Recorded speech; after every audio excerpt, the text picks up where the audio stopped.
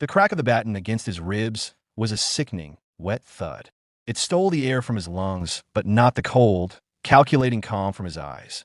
Officer Mark Denon stood over him, breathing heavily, his police-issue baton held like a club. "I told you there's a price to live in my precinct." Denton spat, his voice a low, toxic growl.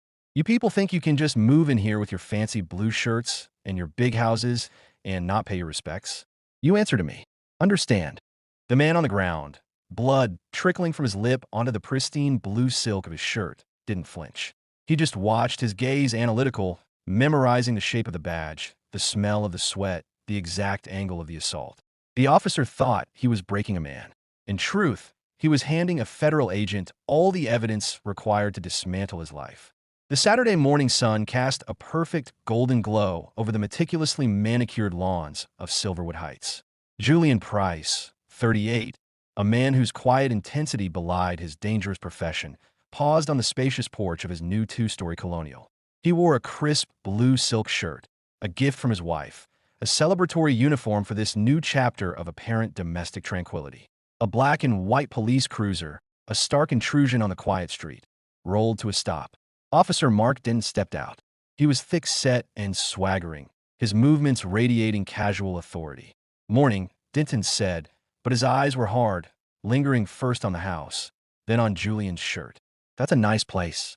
We like to keep it nice around here, safe." He then launched into a rehearsed spiel about a community security fund, clearly a veiled demand for monthly protection money, $1,100 in cash, delivered to him personally. "Officer, I appreciate the concern for safety," Julian replied, his tone polite but unwavering. "I wasn't aware of any official fund authorized by the HOA. I pay my property taxes, and that covers my police protection. I will not be paying you anything." The feigned friendliness evaporated entirely. Denton's face darkened, his jaw clenching. "This isn't a request, pal.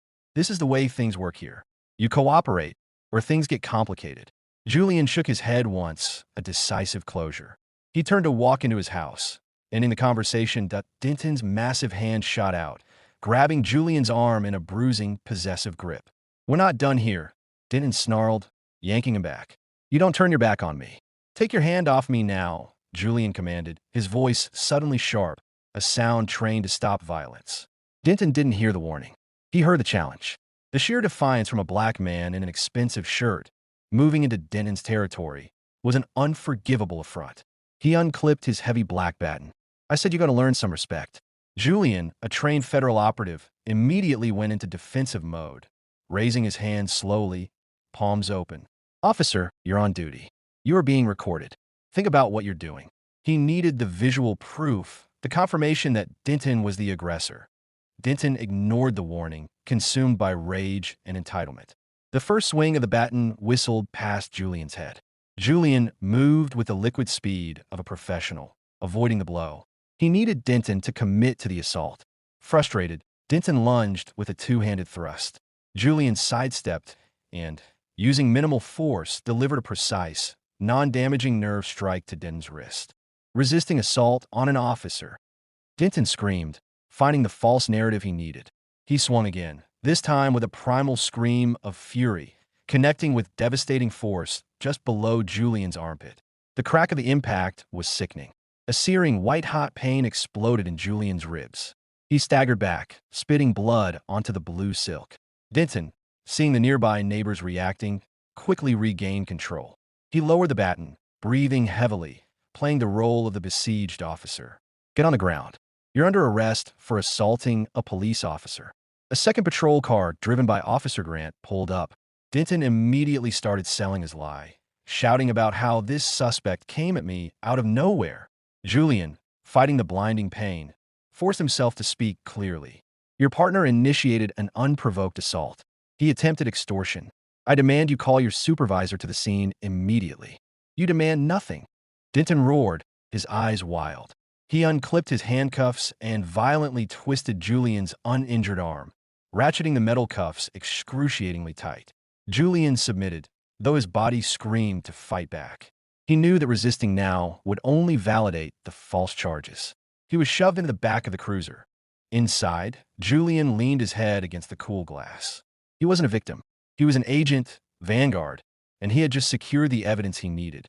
The subject is compromised. Phase 1 is complete. At the Midtown precinct, Denton paraded him to the booking desk, then threw him into a small, filthy holding cell. "I'm writing the report of a lifetime," Denton gloated, standing outside the bars. "You're going away for years." When finally allowed a call, Julian used the provided phone but whispered into the receiver, shielding his mouth from Denton's view. He dialed a secure, direct line. "This is Vanguard," he said. "The package is compromised. Hostile local contact, requesting an immediate cleanup crew for a black pawn situation. Local precinct, Midtown, Virginia. Arresting officer is Mark Denton. Badge number 417. In Washington, D.C., Deputy Director Aaron Vance, Julian's longtime contact, recognized the extreme urgency of the Black Pawn Protocol. An agent was domestically captured and compromised. The FBI machine roared to life. Tactical teams were mobilized. Vance ordered a full, top-to-bottom data pull on Officer Denton. Financials, service record, internal affairs complaints, everything. Chief Robert Sullivan of the Midtown PD was already sweating. The dashcam audio from Denton's car was inconclusive on the visuals, but painfully clear on the extortion attempt. He ordered Julian moved to a secure interview room, trying to distance himself. Sensing disaster, Sullivan's slow response was too late. Deputy Director Vance and a dozen FBI agents dressed in severe black suits swept into the precinct. The station froze. Denton, still buzzing with false victory, walked out of the cell block and straight into the federal dragnet. Vance's gaze locked onto him. "That's him," Vance stated flatly. .2 agents flanked Denton instantly, yanking his arms behind his back before he could utter a protest. "Who the hell are you people?" Denton stammered, terrified. Vance presented his ID. "Deputy Director Aaron Vance, FBI. This is now a federal crime scene, and that man is under arrest." Sullivan's face went white. He turned and saw Julian Price standing in the interview room doorway, his expression cool, composed, and utterly authoritative. "Agent Price," Vance said, the title echoing through the stunned silence of the police station. "Are you injured?" The word agent hit Denton with the force of a physical blow, crushing his world. He wasn't a perp. He was a protected federal officer. The magnitude of his error, assaulting a federal agent, was absolute and final. Vance ordered Julian safely escorted for immediate medical attention and declared the Midtown PD records, computers, and evidence room seized. Denton was transferred out, deemed too dangerous and the local facility too compromised to hold him. The subsequent federal investigation was a relentless systemic cleansing. They located high-definition neighbor security video that clearly contradicted Denton's report, showing the initial shakedown and the unprovoked assault. They bypassed Denton's desperate attempt to wipe his body camera.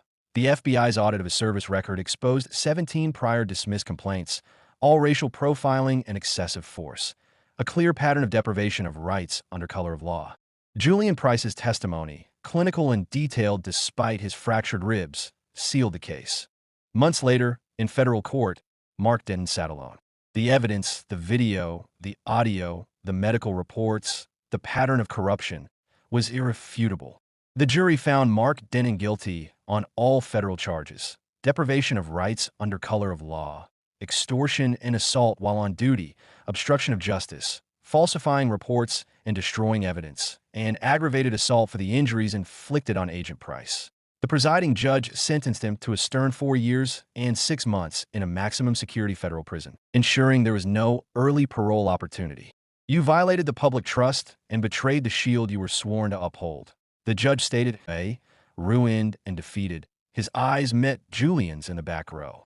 Julian, healed and composed in a different but equally smart shirt, offered no expression. He was simply the quiet sentinel of a justice system that had finally, inevitably, been enforced. Julian Price had not just bought a house. He had cleaned up the neighborhood. The fight was over.